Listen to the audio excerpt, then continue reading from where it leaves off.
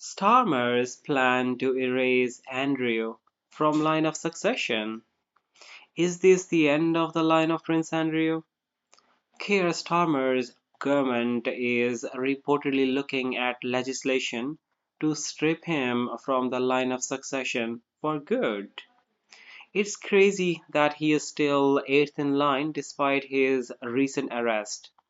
But this new law could change that immediately.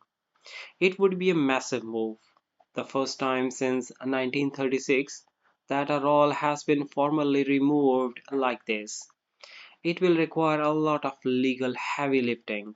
But politicians are pushing hard, saying Andrew should just do the decent thing and step aside voluntarily.